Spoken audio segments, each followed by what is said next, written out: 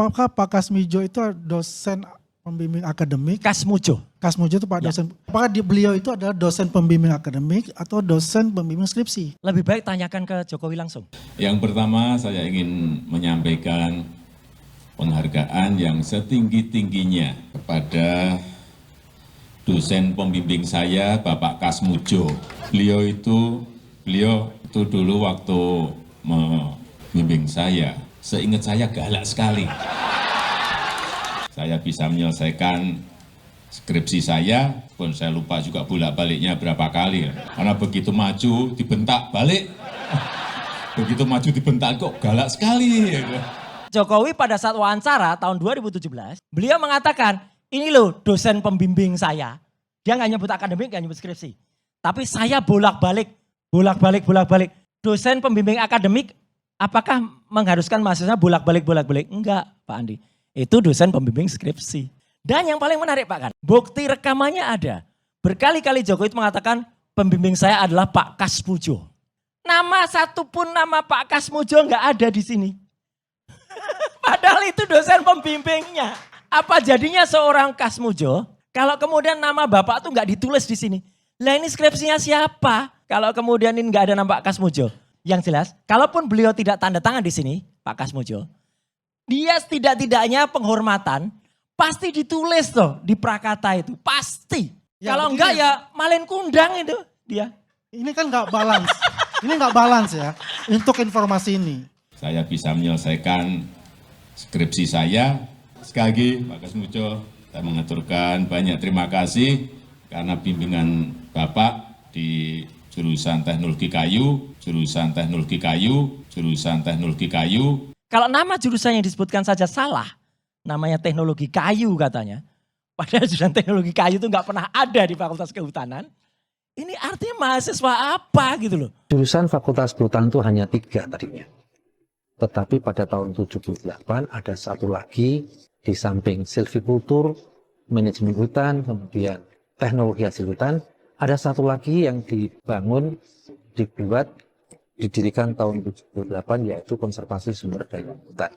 Pak Joko itu kan sarjana teknologi kayu kehutanan. hutan ya? Iya, kehutanan. Teknologi kayu kehutanan. Hutan ya? Iya, kehutanan. Teknologi kayu kehutanan. Hutan ya? Iya, kehutanan. Teknologi kayu kehutanan. Hutan ya? Iya, kehutanan. Teknologi kayu kehutanan. Hutan ya? Iya, kehutanan. Kok bisa melenceng jadi politisi, jadi birokrat? Ya adalah saya setelah lulus dari teknologi kayu kemudian masuk di bisnis ekspor label ya. Masih ada hubungannya tuh sama kayu? Masih. Orang yang pernah kuliah pasti ingat KKN-nya di mana, bahkan nama dosen pembimbing pun tidak boleh lupa. Masa dosen pembimbing lupa? Satu lagi, jurusan saja tidak boleh lupa. Saya kuliah di Fakultas Ilmu Sosial dan Ilmu Politik S1-nya Bang Karni. Dengan bangganya saya bisa nyebut jurusan saya adalah jurusan komunikasi. Dulu namanya publisistik. Sekarang ada juga yang dulu namanya jurusan sosiatri, sekarang berubah jadi nama lain. Tapi dia harus ingat, kalau nama jurusan yang disebutkan saja salah, namanya teknologi kayu katanya. Padahal jurusan teknologi kayu itu nggak pernah ada di Fakultas Kehutanan. Ini artinya mahasiswa apa gitu loh. Assalamualaikum warahmatullahi wabarakatuh. Perkenalkan saya Muhammad Naim. Saya masuk Fakultas Kehutanan tahun 73, menyelesaikan S1 di sini di fakultas. Ya sekarang saya termasuk orang yang dituakan di Fakultas Kehutanan UGM. Fakultas Kehutanan UGM ini memiliki sejarah yang cukup panjang sebenarnya. Karena pada awalnya bergabung dengan Fakultas Pertanian, bagian kehutanan. Kemudian untuk Fakultas Kehutanan itu mulai ada semacam perkuliahan itu dari tahun 50 sampai tahun 57. Tahun itu dosennya masih sebagian besar dosen Belanda yang masih tinggal di Jogja. Di antaranya adalah Profesor Steve, Profesor Gardner, Profesor Juta, Profesor Verkiel, dan Profesor Verstih. Mereka mengajar bidang-bidang silvikultur, bidang perencanaan hutan dan manajemen. Dosen Indonesianya itu adalah Insinyur Sudarwono, Harjo Sudiro, Insinyur Sumaryo, Insinyur Sunaryo, Insinyur Aten Kuswanda, yang semuanya merupakan dosen terbang. Tahun 62 sampai 67 itu betul-betul Fakultas Kehutanan mengalami satu krisis yang luar biasa, terutama krisis yang terkait dengan keberadaan dosen.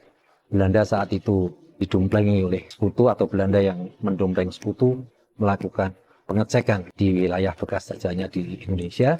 Pada saat itu sekutu tidak berhasil menguasai Indonesia dan akhirnya semua staf pengajar, peneliti-peneliti Belanda disuruh kembali ke tanah tumpah darah Belanda. Pada saat itu sistem pendidikan yang dianut adalah sistem bebas, yaitu di tahun 50-57 itu sistem bebas, sedangkan tahun 62-67 itu sistem bebas dengan adanya kenaikan kelas. Tahun 78 sampai tahun 98 kurikulumnya berubah menjadi sistem credit semester, dan itu mahasiswa diharuskan mengambil salah satu dari 4 jurusan itu sejak awal. Yang tadinya jurusan Fakultas Kehutanan itu hanya 3 tadinya, tetapi pada tahun 78 ada satu lagi di samping silvikultur, manajemen hutan, kemudian teknologi hasil hutan, ada satu lagi yang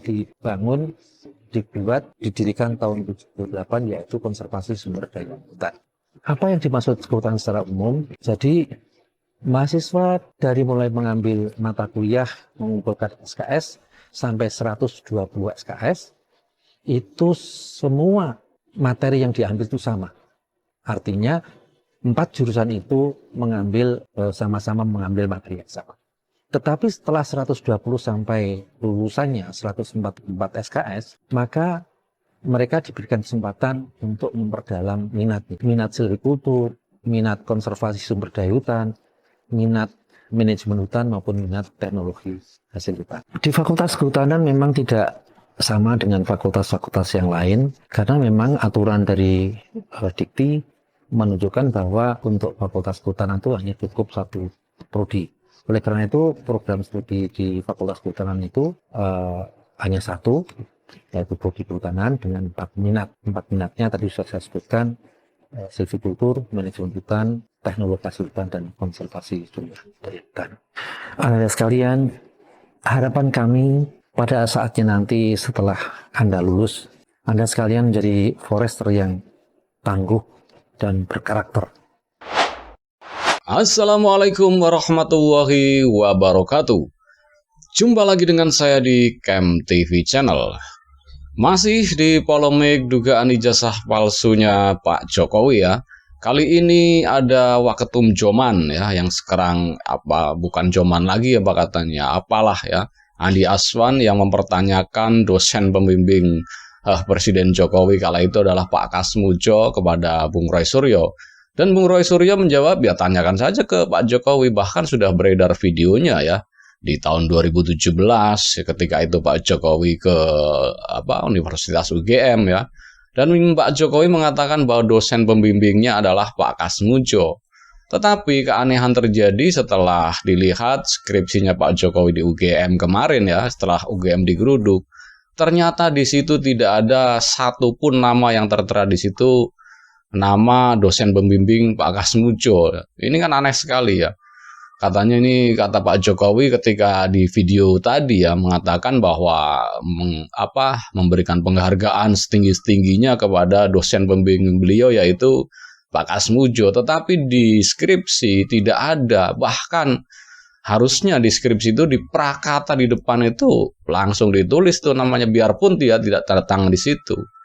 Apalagi ini dosen pembimbing yang disebut-sebut ya berkali-kali oleh Pak Jokowi, Pak Kasmujo ini tidak ada tertera di situ. Jadi bagaimana ini? Ini skripsi siapa sebenarnya? Itu yang dipertanyakan oleh Bung Roy Suryo. Dan di sini Bung Andi Aswan ya tidak bisa berkata apa-apa setelah dia men-challenge bahwa dosen pembimbing itu ada 2, dosen pembimbing skripsi dan dosen pembimbing akademik. Dan itu dijawab langsung oleh Bung Roy Suryo bahwa kalau dosen pembimbing akademik tidak bolak-balik, tidak menyuruh, mahasiswanya tidak bolak-balik, ditolak lagi. Itu pasti dosen pembimbing skripsi. Dan di video tadi kan sudah jelas ya bahwa Pak Jokowi menyebut bahwa beliau menyelesaikan skripsinya dengan dibimbing oleh Pak Kasmujo. Ya jelaslah itu dosen pembimbing skripsi, bukan dosen pembimbing akademik. Dan di situ clear ya, bahwa Pak Jokowi menyebut ada Pak Kasmujo ya sebagai dosen pembimbing, tetapi di skripsinya tidak ada nama Pak Kasmujo, bahkan apalagi tanda tangan Pak Kasmujo tidak ada di situ. Dan yang lebih miris lagi ya, di situ di video itu Pak Jokowi jelas-jelas menyebut bahwa beliau kuliah di Fakultas Kehutanan di UGM mengambil jurusan teknologi kayu. Sedangkan UGM sendiri aja bingung, dan bahkan para dosennya itu menjelaskan tidak ada jurusan teknologi kayu. Dan dosen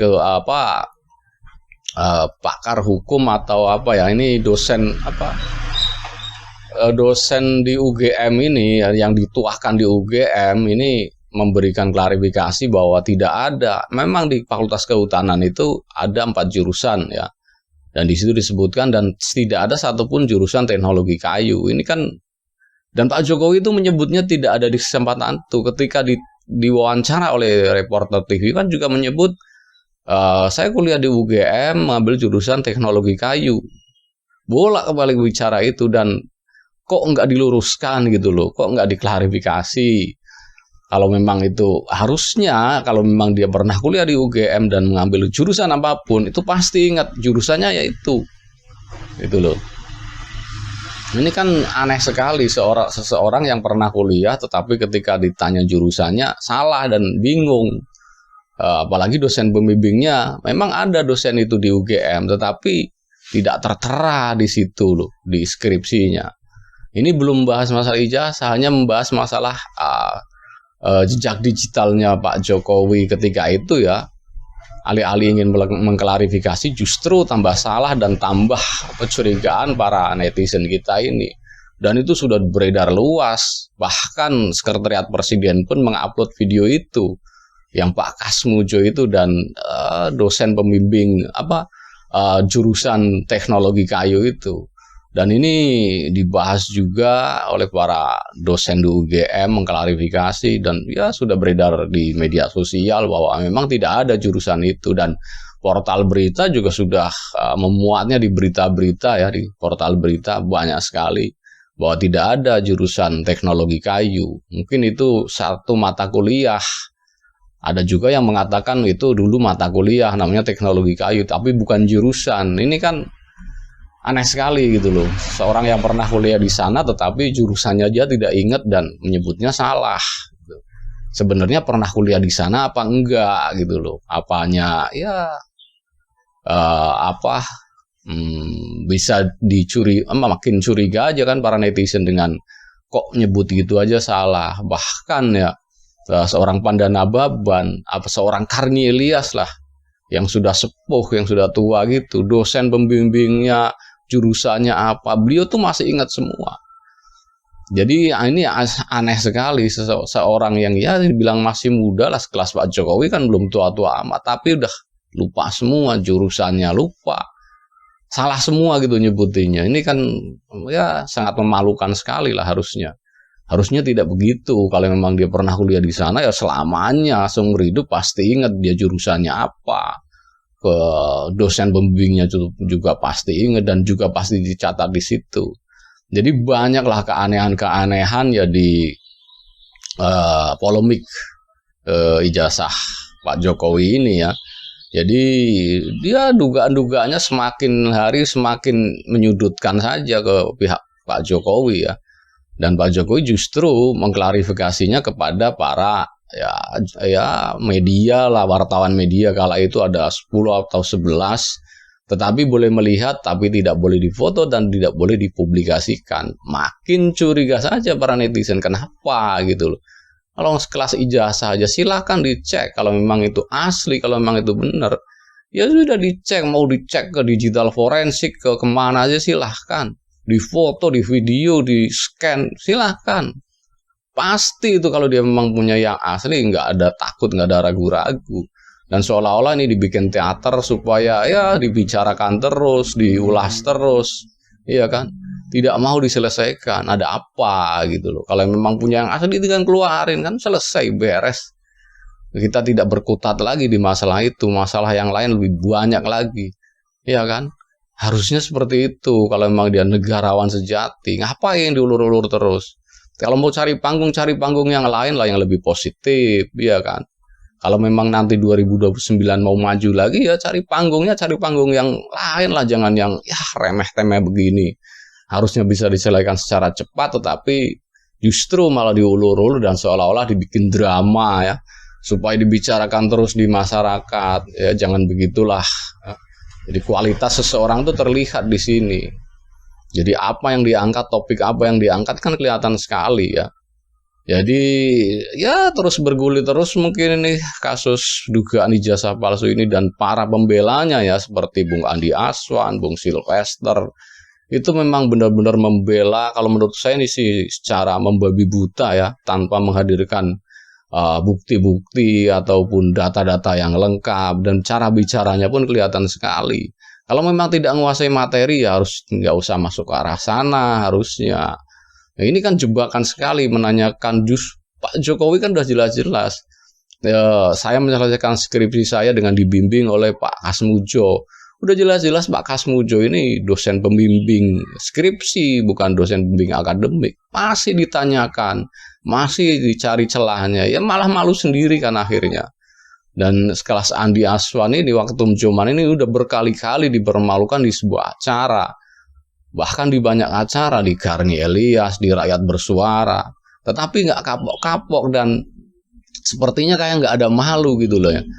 Kalau memang udah pernah dipermalukan, kita nggak menguasai materi ini, ya jangan masuk ke sana. Orang kalau membicarakan sesuatu yang tidak diketahui, itu akan mempermalukan dirinya sendiri. Ya seperti jubirnya Pak Mul ini. Dia tidak mau menguasai materi, tetapi sok-sok bisa, sok-sok menguasai materinya, dipaksakan, akhirnya apa? Ya mempermalukan dirinya sendiri kan. Jadi kelihatan sekali kualitasnya seperti apa. Dia hanya membela membabi buta, supaya terlihat dia membela gitu loh. Dan kemudian ya konsekuensinya mungkin bukan itu, bukan bukan mencari kebenaran. Ada lagi di balik itu ya, netizen atau para penonton bisa tahu sendirilah apa itu motivasinya, itu apa gitu loh. Kalau memang motivasinya mencari kebenaran ya dibuka clear semua. Kita nggak tahu masalahnya, oke, kita nggak tahu masalah itu, tanyalah yang lebih tahu siapa. Itu kan lebih clear gitu loh. Jadi yang menjelaskan itu, yang dihadirkan itu memang orang yang menguasai materi gitu loh. Bukan yang sekedar membela, suaranya kenceng, yang penting urat lehernya gede gitu loh. Suaranya keras, tapi substansinya nol, isinya kosong, jadi ya percuma saja. Nggak bakal menyelesaikan masalah, malah menambah ruwet masalahnya. Dan orang ini berkali-kali dipermalukan Bung Rocky, Bung Adian Apitupulu, Bung Ferry Amsari. Tetapi ya memang kelasnya seperti itu ya, pede-pede aja. Dan saya juga heran orang-orang seperti ini kok. Maksudnya memang apa sengaja Presiden Jokowi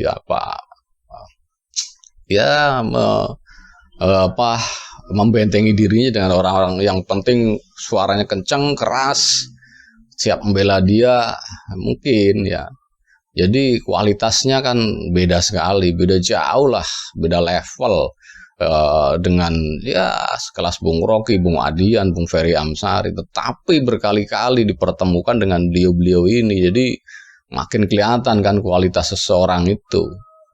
Ya harusnya polemik yang remeh-temeh ini segera berakhir dan semua fokus ke pembenahan yang lain. Di negeri ini kan banyak sekali masalahnya, terutama masalah lapangan pekerjaan yang akhir-akhir ini dikeluhkan oleh banyak masyarakat.